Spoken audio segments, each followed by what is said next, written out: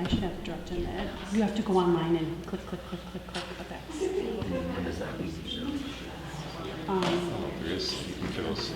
I'm hoping to start right away so that we can provide you guys with a lot of helpful information and still get you home at a reasonable time. Thank you for coming out tonight. I want to introduce two people who are here to support you guys along the way. One of the individuals is from UMOS, which she has a kind of a unique program that she can share a little bit about. And then Ben from Marion is going to give our financial aid presentation. Hello, my name is Marta, and I'm with UMOS, the National Farm Workers Jobs Program. And what we do is that we provide education and training to students that want to go in a 2-year program. We help them with whatever financial aid doesn't cover. We come in and cover the tuition. We also help them with accessories like books, tools, or food or gas. They need help with the rent if they're not staying in the dorms. And we also provide a stipend. We pay them $7.25 an hour, up to 40 hours a week for them to go to school. And so I'm officed in Watoma, but I service all the surrounding counties. So if anyone wants any more information about our program, I'm over here and I can provide some flyers. Okay, thank you. Thank you. And then Ben and I have worked together for many years, and we just keep on getting better and better, and this is what we like to say. But Ben is one of the leads for financial aid in our area, and so he's going to take it away. If you have questions in the end that are maybe specific or unique to you, he'll hang around here afterwards, and you can be able to ask that question. Otherwise, if you have questions during the presentation, don't hesitate to let us know, because that's the whole goal of tonight, is to make sure that you guys walk out of here feeling confident and feeling like you have a better understanding on financial aid. Thank you. How's everybody doing tonight? Oh, thank you. Everyone good? Yeah. Well, all right. Hi, everybody. I'm Ben Sullivan. I'm the Director of Financial Aid at Marion. I've been at Marion this is my 25th school year working there now. So I used to feel like I was more your guys' age, and now I'm like, oh, you young parents, kind of thing. So, been here way longer than I thought I would, but higher education tends to suck you in sometimes. But I'm here, I'm from Marion. I'm not here to talk about Marion. I might use Marion as examples though sometimes, just because it's the school that I work with, but if I wanted to sell you on Marion, you'd be sold on Marion. So that's not the point of me being here. I'm here to talk to you about financial aid in 6 easy steps. How many of you have ever, parents, have you sent another child off to college and applied for financial aid? Okay, not many. How many of you parents went to college and applied for or received financial aid in the past? Okay, a few of you have. Great, great. I want to tell you, parents, the system is different than when you were in school. It is quite a bit different from when I started back in the day. It is, depending on when your other child went to school, it might be pretty similar depending on when they went. There's probably going to be some differences though. But the first step in order to receive financial aid is you have to be admitted to the school. Schools can't give you money until you're admitted.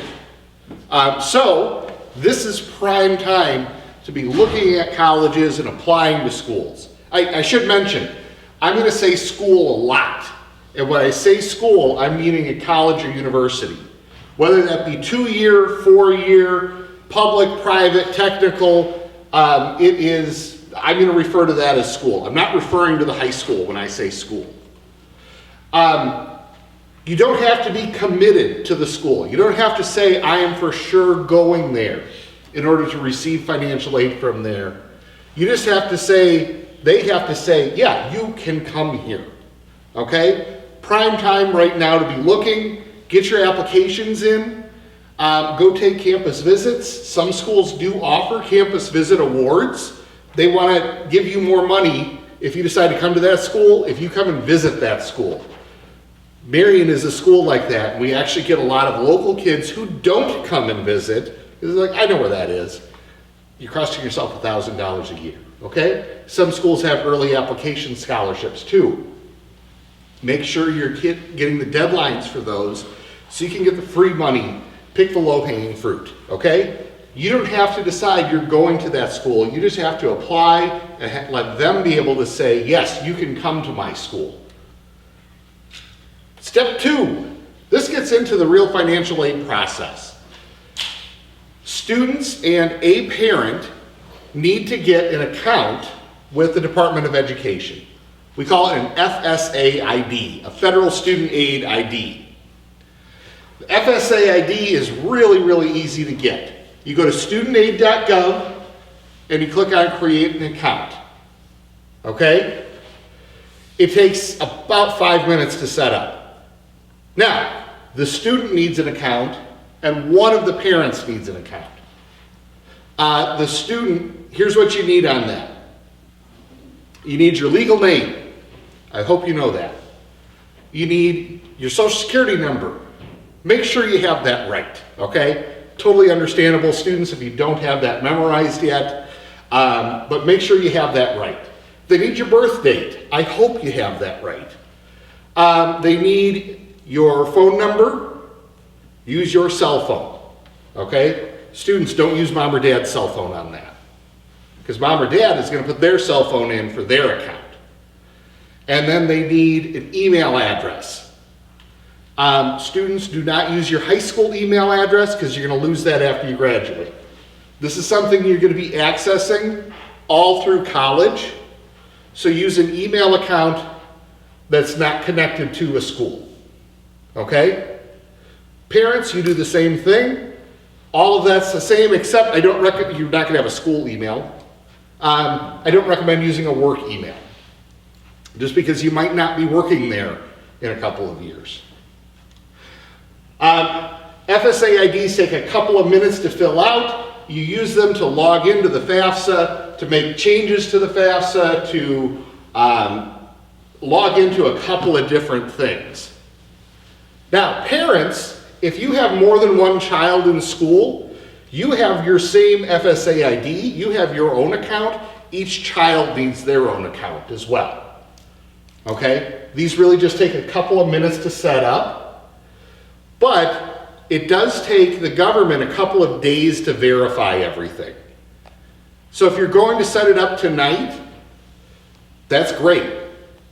Start the FAFSA then on like Sunday. Start the form this weekend. Let them have a couple of days to process everything so that they can just link everything up so they know your account is valid once you log in. Okay? Takes a couple of days.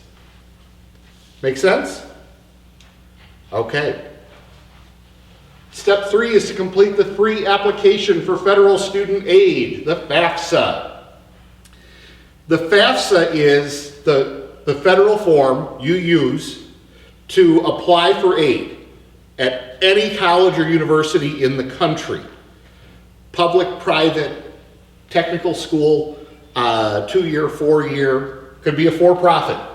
I don't recommend that, but they'll take the FAFSA, the free application for federal student aid. Again, you go to studentaid.gov in order to fill it out. You could even go to FAFSA.gov and it'll redirect you to studentaid.gov. Some people have an easier time remembering that. Perfectly fine. FAFSA has kind of like 2 mini parts to it though. You can log in as the student or you can log in as the parent. Now, students, first of all, I want to commend you for being here. This is awesome. So many times when I do these, it's like just a room full of parents. And it's like, well, that's great that you're here, but your kid needs to hear this too. I love it that like half the room is students. Students, I guarantee you can do your part without your parents' help, because I guarantee you know almost all of the questions off the top of your head. And I'm concerned if you don't know the questions off the top of your head, okay? So it asks you when you start out, are you the student or the parent? Students, click on the student. Student, do the student part first. It asks, do you consent to provide your tax information from the IRS? You agree. I actually took out there's a screenshot of legalese that I kept out of this. It's a long thing that you're agreeing to. Basically, they're saying, are you okay with the IRS providing your tax information to the Department of Education for filling out your FAFSA? Yes, you are okay with that. Okay? Now let's say you didn't file a tax return though. That's okay. It's going to see, hey, they don't have any income. Okay, we'll pull in that they didn't file a tax return. That's something that we need to know when we're reviewing your FAFSA. Perfectly fine if you didn't file a tax return. If you worked a job, they did a W-2 for you, they provide that to the IRS. If you didn't file a tax return, perfectly fine. It's going to bring in that income information. If you didn't work a job that gave you a W-2, you don't have a tax information, it's going to bring you over, they didn't file a tax return. Okay, that's fine. You agree to the information there. It asks a few other questions. I'm skipping over a few things, but it asks a few other questions about, like, where are you graduating from high school? I would hope you know the name of it. You're here, by the way, so, you know, you can find that on a pick list. You say Wisconsin, North Fond du Lac, Horace Mann is your option there, okay? You can put up to 20 different colleges or universities on the FAFSA. So you don't have to just send this to your top #1 school. Send it to any school you're looking at. That's perfectly fine if you're looking at 20 schools at this point. That's a lot, but that's fine if you want to send it to 20 different schools. It'll ask you a few different questions like that. Like, will you have a bachelor's degree before July 1st, 2026? No, you will not. Few questions like that. Again, you're going to know this off the top of your head. It's going to ask some information about parents as well. And one of them is, like, do you have special or unusual circumstances? This would be like if you are, I hope you're not in this situation, but this would be a situation where it's like mom and dad I'm not talking with them, they are refusing to provide any information. I am legally supposed to have my parents' information on here, but it's going to take a court order to get it from them. You know, they're not going to do it. That's a special or an unusual circumstance. That kicks a thing to us saying, hey, you need to talk to this kid. Most of the rest of the information, though, if you say no to that, it'll ask if you know what your parents' marital status is. Students, I hope you know your parents' marital status. Then, what are your parents' first names, legal names, first and last name? I hope you know those. Their emails, their phone numbers, I hope you know those. Otherwise, I hope you have it in your phone. Their birth dates. Kids, I hope you know your mom and dad's birth dates. If you're wrong on it, though, and they're sitting there with you, make them younger, okay? Especially mom. And then they ask for your parents' social security numbers, okay? Mom or dad, if your kid asks you for your social security number, they better be doing the FAFSA, okay? Because I don't expect you to know their social number otherwise. Now let's say, though, your parents don't have a social security number. That's okay, you can leave it blank, and it'll say, hey, you left that blank. If they're not a citizen, that's fine. As long as the student is a citizen, they can do the FAFSA. Parents don't have to be citizens. It asks a few other questions that I'm kind of skipping over with this. Like it says, hey, how much do you have in cash savings and checking? Do you have any investments? What's the net value of your business or investment farm? Students, if you have a business, that's awesome. I would guess you don't, though, or an investment farm or investments of any kind of significance. Round numbers work, though, for how much you have in the bank. Just if you have the app on your phone, just take a look at that. That's how much you have in the bank. It has you double check your answers. Student, you click on the, yeah, I agree to the terms and conditions of this, and then you submit. Student part is done. Takes under 20 minutes to do the student part of it. Student, you get a confirmation saying, hey, we sent an invite to your parents. You only have to send it to one parent. If parents file a joint tax return, you only have to send it to one parent, okay? Parents, you get an email from the Department of Education in the email address that your son or daughter provided on the FAFSA. And it says, hey, your student might be eligible for financial aid, they need your help on it. Click on the link here. It's going to be an email coming from the Department of Education. It's a .gov email address, okay? That's going to take you to the FAFSA to log you in. You say, I want to accept the invitation. I want to go into their FAFSA. It takes you into the parent part of the student's FAFSA. And really, exact kind of same thing. Are you okay with the IRS providing your tax information for educational purposes on the FAFSA? No one sees this other than the school. Okay? Student doesn't see it. It's not on the form that they could log in and look at. It's just you provide consent for it. We get that. We see the actual numbers. They don't. So you accept. It asks about like how much do you have in cash, savings, checking, things like that. It asks, is your family size different than the exemptions that you claimed?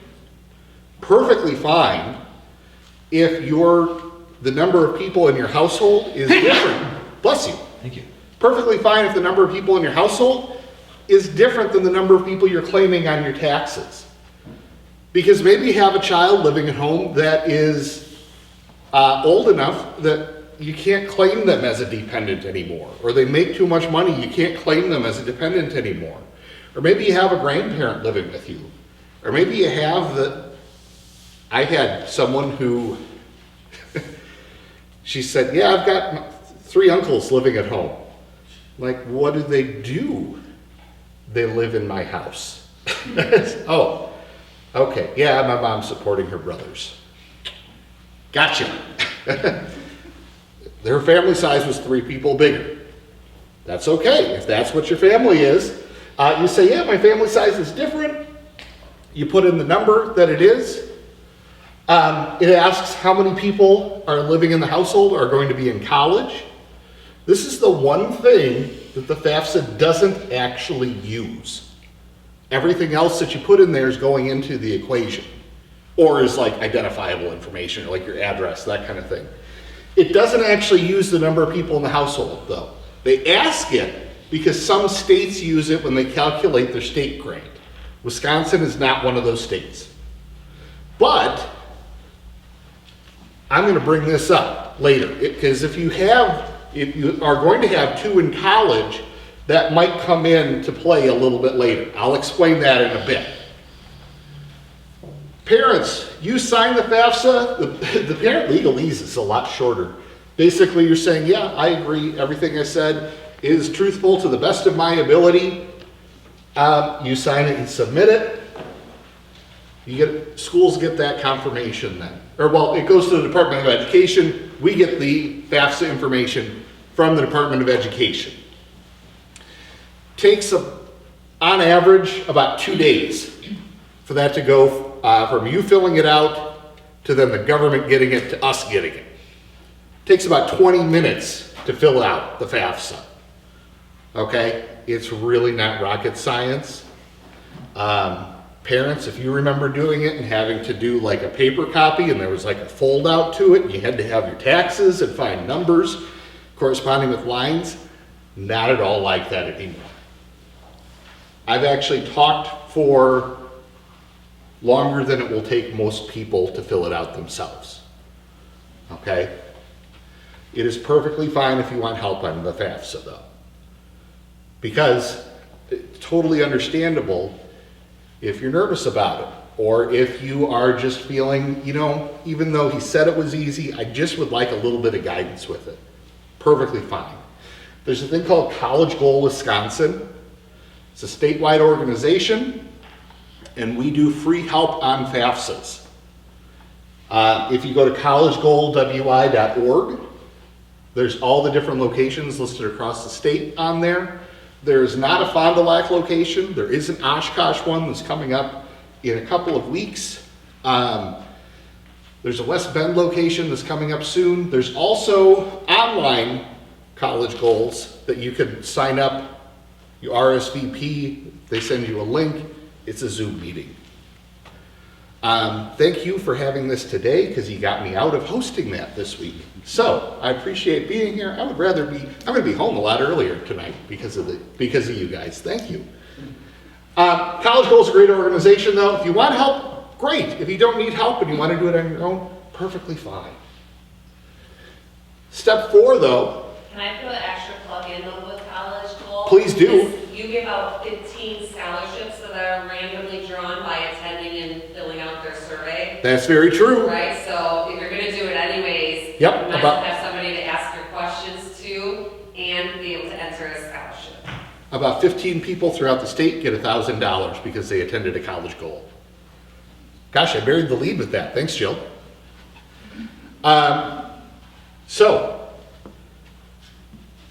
Each school that you're admitted to, that you send the FAFSA to, will send you a financial aid award. Okay? That might be a sheet of paper that they're mailing you. That might be a link to a portal. That might be an email. But they're going to send you something that says, hey, here's what you qualified for. Now, that's going to include anything that you get from the federal government, which when you finish the FAFSA, it will tell you if you qualify for Pell Grant, and it will tell you you qualify for student loans. Sometimes people see that though, and they say, oh, I didn't qualify for a Pell Grant, I didn't get anything. Well, not so. The school might be giving you more. It doesn't know if you qualify for anything from the state. The school helps determine that. Okay, so the school's going to send you something that lists, here's the scholarships, grants, student loans, and work programs that you qualify for. They're also going to send cost information.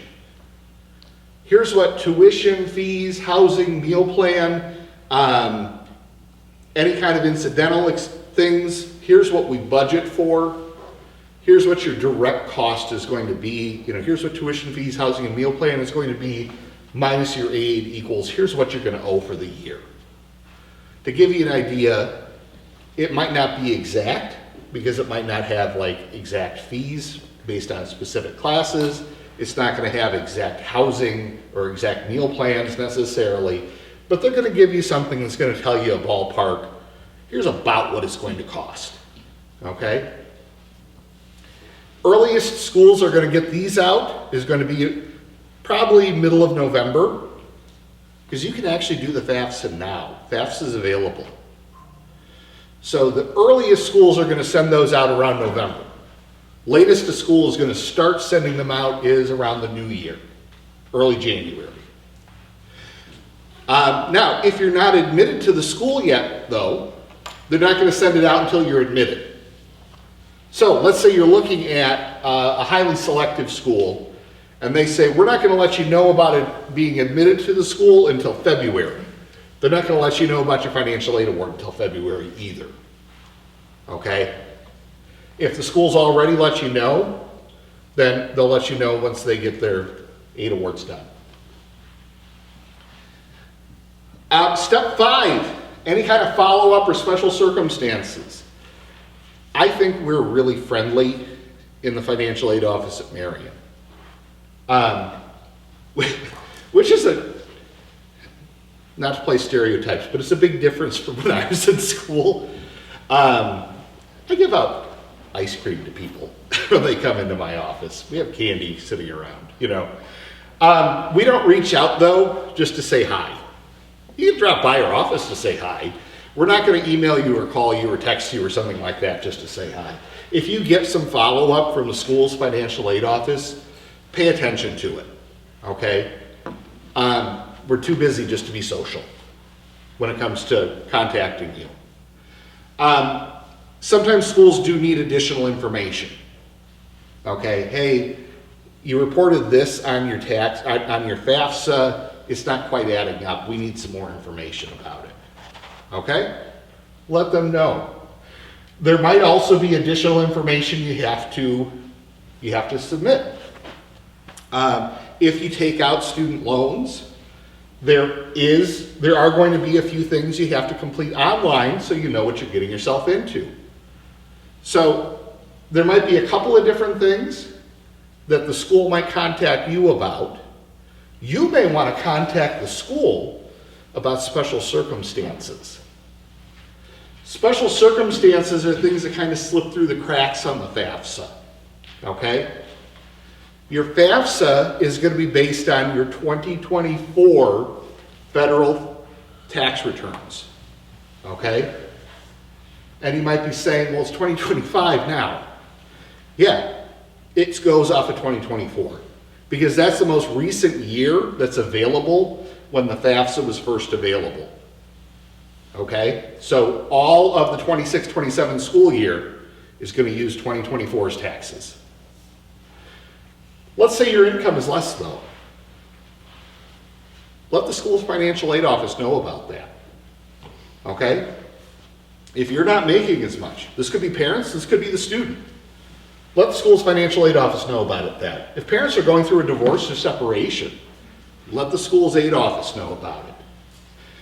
If parents have another student in college, let the school's financial aid office know about that. If you're paying private grade school or high school expenses, or say you had like an IRA rollover, you had to report that on your taxes, you don't actually have any extra money, it's just there were some taxable things that happened when you went from one retirement account to another.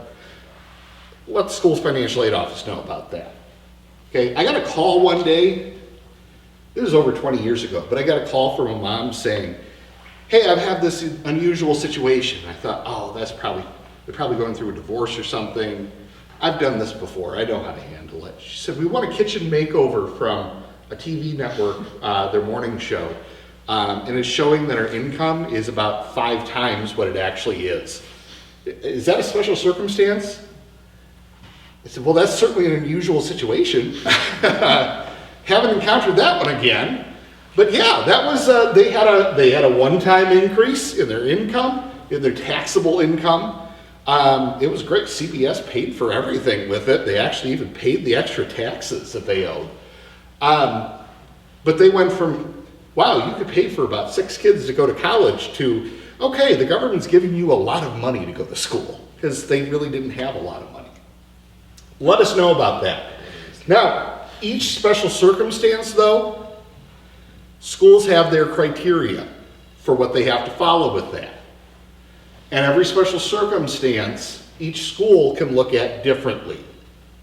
Okay, so if you submit special circumstance information to 3 different schools, you might get 3 different answers. They might be very different answers. And each of those answers is correct. Okay, because each school has their different values with that. I put private grade school or high school tuition on there. I'd be surprised if you're paying that since you go to Horace Mann. But you know, we're a private school at Marion. We value private education. If you wanted to pay tuition for school, if you are doing that for other kids, we'll take a look at that. Totally understandable if a public school says, well, you made a choice. That's fine too. A couple things special circumstances are not though. Parents' student loan debt, credit card debt. I did have a dad make an appointment with me one time and said, you gotta help me pay for my kid's school. I've got these boat payments and I just can't afford his education. And oh my gosh, it just breaks my heart that you would think people would actually try and help that. That conversation almost went really south quickly, but things like that we cannot take a look at. When it comes to special circumstances though, I usually say, if you have a question about it, it doesn't hurt to ask. Because the worst case scenario, the worst answer you're gonna get is, no, I'm sorry, that doesn't qualify as a special circumstance. And unless you're saying you're valuing your boating over your child, you're gonna have a conversation with someone who's sympathetic with your situation. Okay? Again, I've been doing this pretty much this whole century. I've had one situation where it's like, wow, I do not feel any sympathy for you and your situation. Best case scenario, you're gonna get more money. It doesn't hurt to ask, okay? Schools will go out with their best offer, okay? It's not the days of schools are gonna give you an initial offer, then you have to try and negotiate up. We're gonna put the best offer forward. But if there's something that we don't know about, maybe that's something we can work in. We could see if there's a way to try and get you more money. I'm always happy to get you more money, especially if it's someone else's money. Okay? Be on the lookout for scholarships from outside places as well. Your high school here is going to be a gold mine for them. And let me ask you this. How many of you are going to be the valedictorian of the senior class? Okay, that's kind of what I figured. Usually there's only one person who raises their hand, if anyone does. All of you are still going to be eligible for scholarships though. Okay? Perfectly fine that you're not the valedictorian. Fond du Lac Area Foundation has a lot of local scholarships. Are all of yours through the foundation? No, we have our own site. Beautiful, I love to hear that. You've got two places to look that are just local. Okay? Be looking local first. If they say you have to be a specific major, and it's close, and you're not majoring in that, but it's close, still apply. If they say you have to have a 3.0 GPA, and you've got a 2.9 something GPA, apply. Okay? If you're close, fill it out. Send it in. Let them tell you you're not going to get it. Don't tell yourself you're not going to get it. Okay? Mrs. Gable's actually got a great example about that. With your daughter and an art scholarship? Oh yeah, I do. Okay. So my daughter has set her goal to apply for 40-some scholarships in her senior year, which is really hard to do. Yep. She ended up getting 14 of them, but some of the scholarships that I thought she was a shoo-in for, she did not get. Then there were ones she applied for an art major scholarship. She's not an art major, but she connected the dots. She wants to do occupational therapy and use art as a therapeutic side. She connected the dots and she got the scholarship. So on paper, she didn't even look like she was eligible for it, and it was a $1,400 scholarship. So that's a big chunk. $1,400 that she or you didn't have to pay. So, don't count yourself out with that. I've actually used that as an example in places. Because, yeah, connect the dots there. Okay? If they say you have to be a specific major, but you can justify your connection to that, how many art majors do you think applied for that scholarship? I have no idea. No idea? I know that there was 3 others in the room when they also got the scholarship. I don't know how many. So it's possible 4 people applied for that scholarship. Okay? It's entirely possible she was the only application for it. I used to work with a guy who was in college, or when he was in college, he saw on a Friday that there was something posted that they were giving away a scholarship. The deadline was Monday, because it was like the end of the month or something on Monday. And they needed an essay on like basically why the United Nations is good, sort of thing. He spent the whole weekend researching, coming up with arguments, wrote like a 5-page paper, went into the financial aid office Monday morning and said, okay, I've got my UN scholarship application. And the guy looked at it and said, cool, all right, congratulations, you get it. I said, you didn't even read it. He said, you're the only person who's applied. I said, oh, I could have just written UN good on a cocktail napkin and given it to you? And yeah, pretty much, but hey, this is great. To that point though, If you do write a scholarship essay or application, save it. See if you can reuse it somewhere for another scholarship, okay? There's no reason why you have to reinvent the wheel for every single scholarship. Recycle, reuse, okay? It's gonna be multiple people reading these multiple applications. Even if it is the same people, there's times where people apply for the same scholarship, or they'll apply. We have 2 scholarships that are due around the same time, 2 applications that are due around the same time, and people will just, okay, here's my essay for this one and essay for this one, and then, well, it's the same thing. And then here's the 2 different applications. Great. You gotta submit it twice, but it's the same thing. It actually makes it easier on us because then it's less reading. We only have to read it once.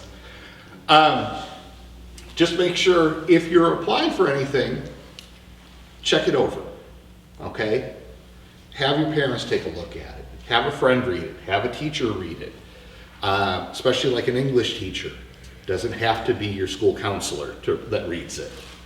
It can be though. It can be.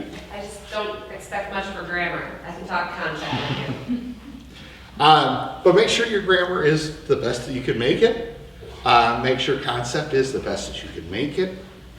Take those suggestions, even if it's after you've submitted it, make the changes, because the next one that comes up, you might only have a couple hours to apply because you might have just found out about it. Take a look at anything local that you can.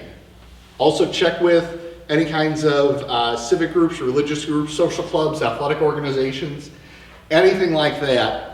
That is an opportunity for you if they have a scholarship. How do you know if they have a scholarship? Ask. The best answer you can get is, yeah, here's an application. You're going to get it because no one else has asked.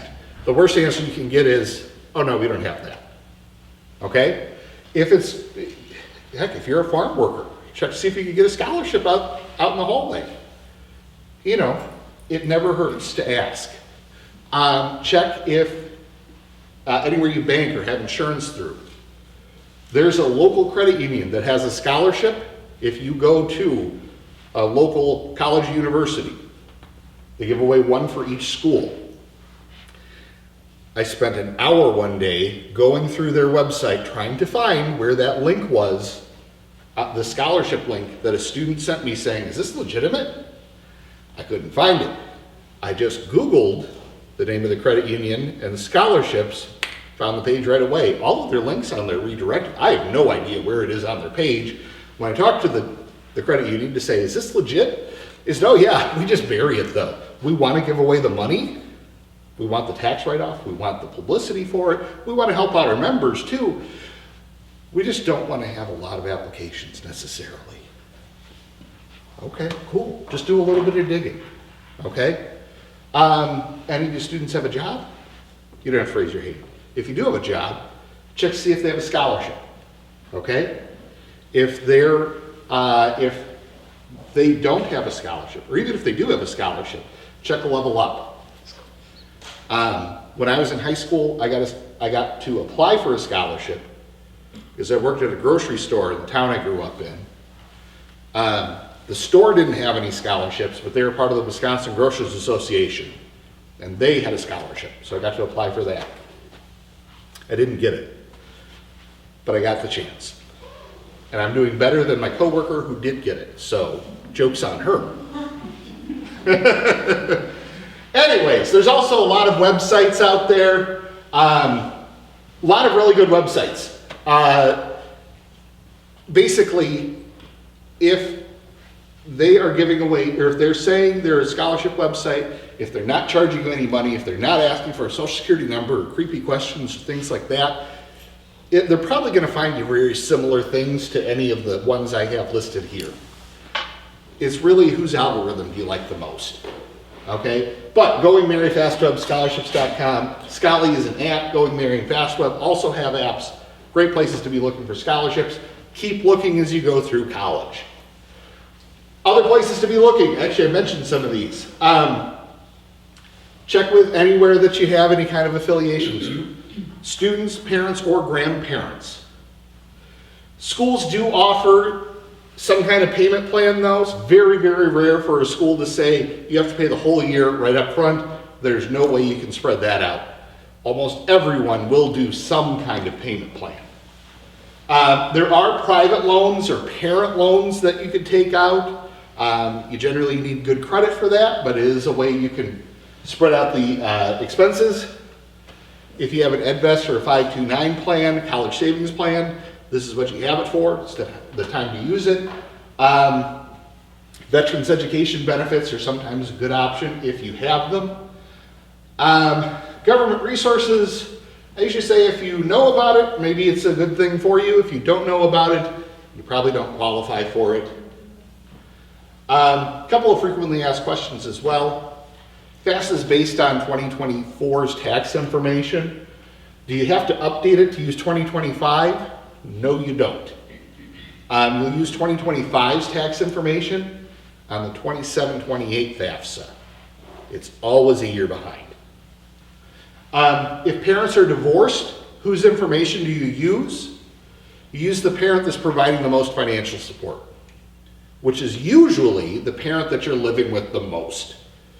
Now, if it's a 50-50 split, Department of Ed people actually say there's 365 days in a year. That's an odd number. You're going to be with one more, a little bit more than the other. Okay? Doesn't matter who claims who on taxes, though. None of that really matters. If there's like an impending divorce, though, talk to school's financial aid office. If biological parents are living together but they're not married, both parents do have to be included on the FAFSA. If parents are divorced and one of them is remarried and the student's living with that parent, step-parents information does need to be on the FAFSA, even if the step-parent is not helping. Okay?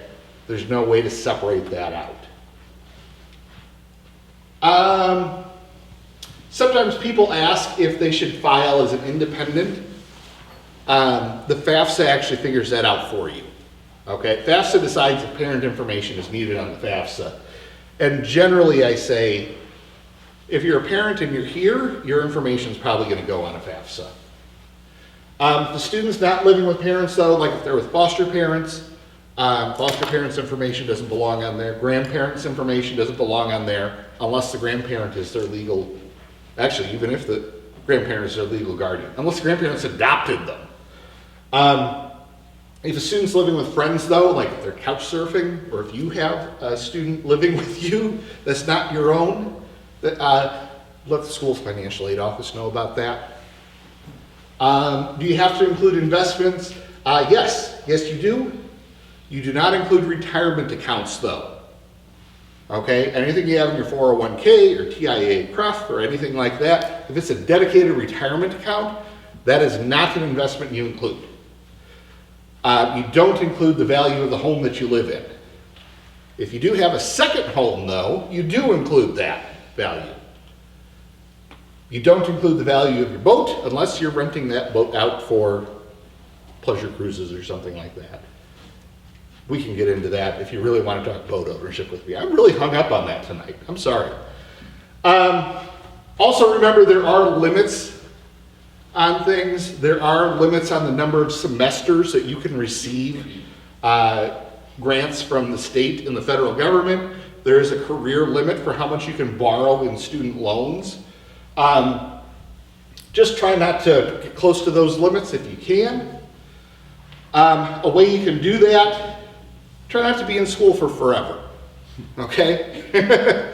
When I say that, I mean though, that's perfectly fine if you want to start out at a 2-year school. Or if you get to a school and you decide, you know, maybe this isn't the right school for me, I want to transfer.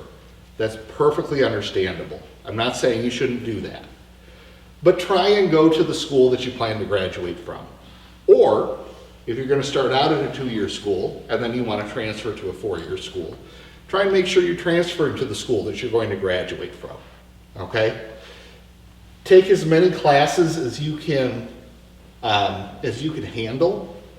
That doesn't mean you have to load up your schedule every semester, but if they're charging the same thing, if you take 12 credits or you take 18 credits, take as many as you can handle. Okay, a lot of schools do it that way. If you're only taking 12, you're probably gonna be in school for longer. If you're taking 15, or 16, or 17, or 18, you're either gonna graduate on time or you might get out sooner. Okay, complete all your classes. Try and have your major finished, or decided on by the end of your first year. Undeclared is the best major to start out with. This is someone who's worked in higher education for 25 years. But try and have it narrowed down at least by the end of your first year. And if you do know what you're going to start out, if you do know what you want to major in, start out with that. You don't have to start out undeclared. Any questions?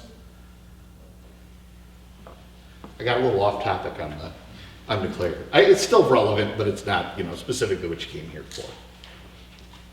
While you're thinking about potential questions, I can just give a little plug on what you could be encouraging your student to do right now.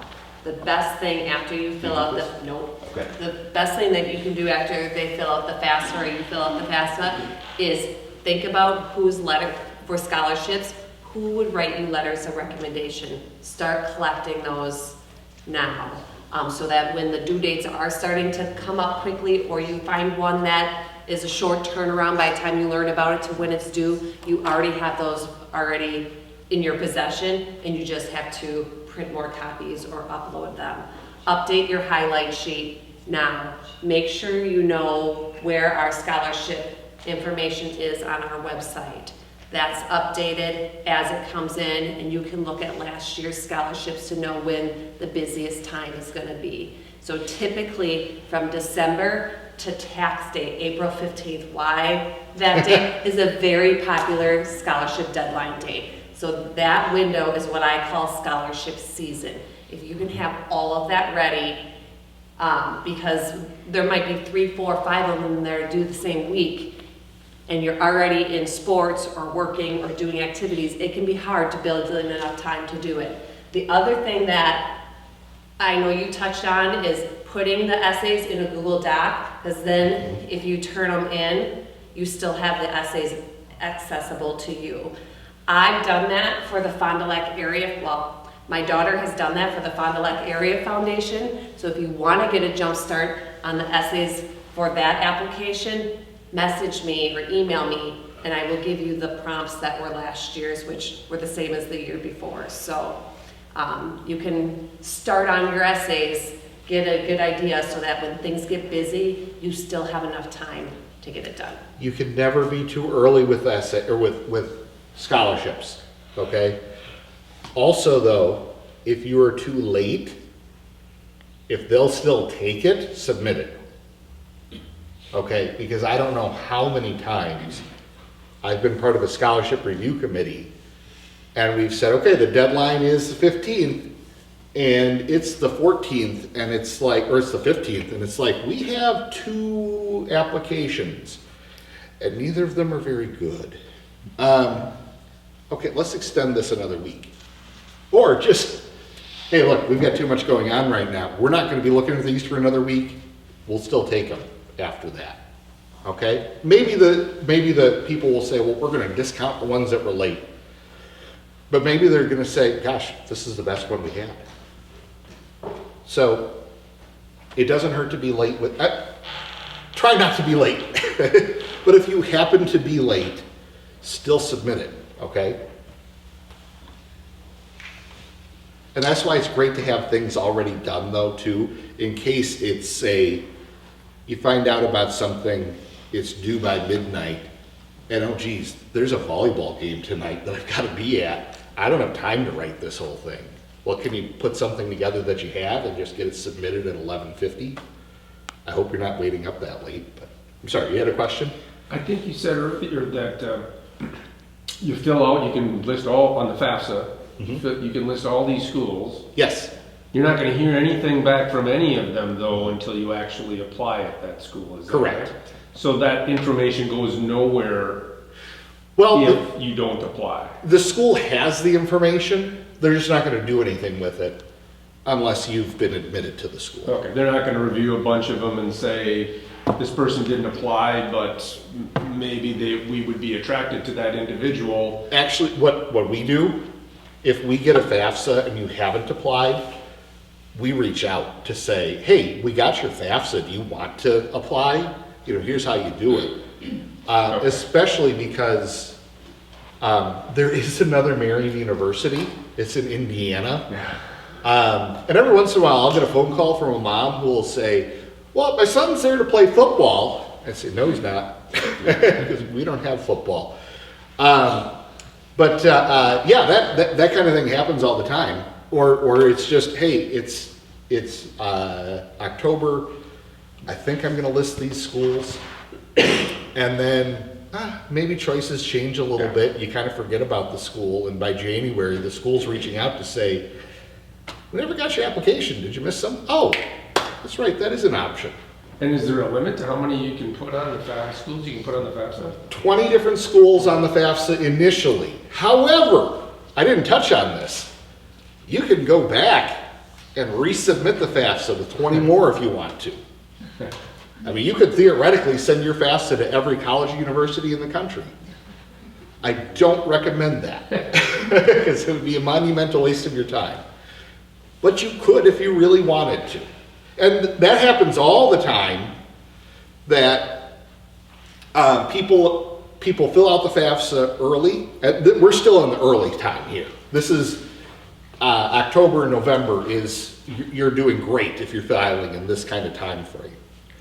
But there's plenty of people that they fill out the FAFSA now, and it gets to be the spring and a school jumps in that they had not had on their radar, but all of a sudden, I am interested in going to that school now.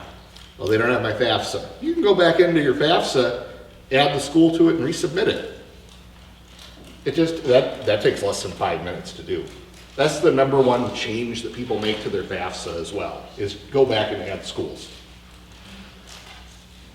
Not a big deal, easy to do. If you know the school code, every school has a school code. It's something like 003861, which is Marion's. Or you can do it, you do a pick list, you find the state, there's a drop down, it has all the schools in the state on there. Yes? What's the minimum credits for, should we qualify for FAFSA The minimum credits? for the school? It depends on the school. You have to be at least half-time at the school. So it's whatever the school defines as half-time. Usually that means at least 6 credits in the semester. Full-time is usually like 12 to 15. Half-time is usually like 6 credits.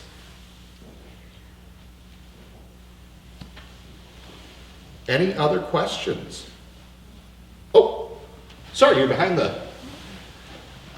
If someone were to take summer courses, is that part of this Oh, package? yeah, summer courses, that's a great question. It depends on the school. Summer might either be a header or a trailer.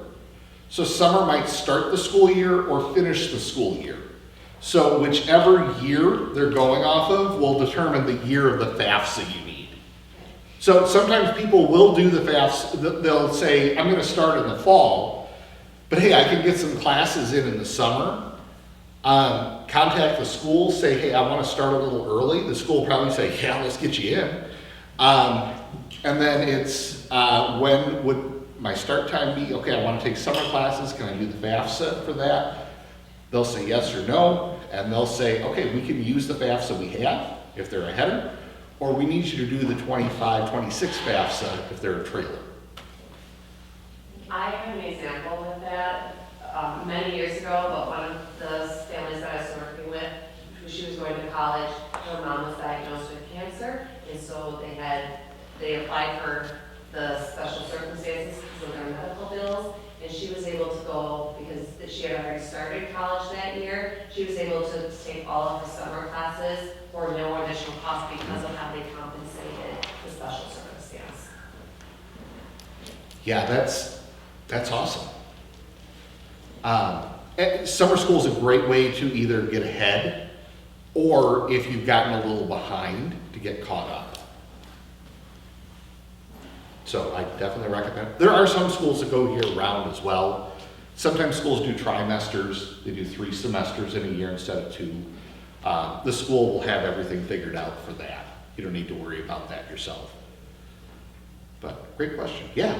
Can a parent and a student or son apply together for Absolutely. Yeah, that actually happens quite a bit. Sometimes parents say like, oh, I'm going to put off going to school or going back to school because my kid's in college. It might actually be the best time to go back to school, because then you can say with your FAFSA, well, there's actually 2 people in college. That might qualify as a special circumstance at the college or university. So it might be a good time to do it. Sometimes schools have family discounts as well. I'm not saying that kids, you should be taking your parents with you to college. That might be a little weird. But look, there's a lot of online programs that parents can go through, and, as a working adult, and students can do that, go traditional during the day. Other questions? We'll hang around here for a little bit if you guys have Yeah. individual sessions, but otherwise, thank you for coming out tonight. I know every night is valuable, so it's hard to get away, so we appreciate it. I appreciate you scheduling this around the Brewers playoff schedule as well. That really, I did that purposely. you came through. You helped me out, Jill. Thank you. Could you put the slide that had the websites on there? Oh, Hopefully you can just. I'm gonna send my choice. I'll send it over. Never mind. Yeah, you're good. I unplugged it already. Oh, you're good. I sent it over. Thank you. Thank you. Yep, I was gonna sneak over here. I could see you getting ready to do Right, it.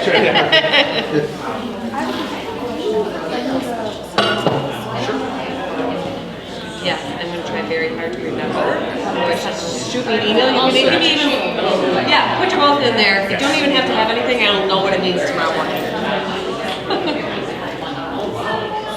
You just have a couple things. So then I just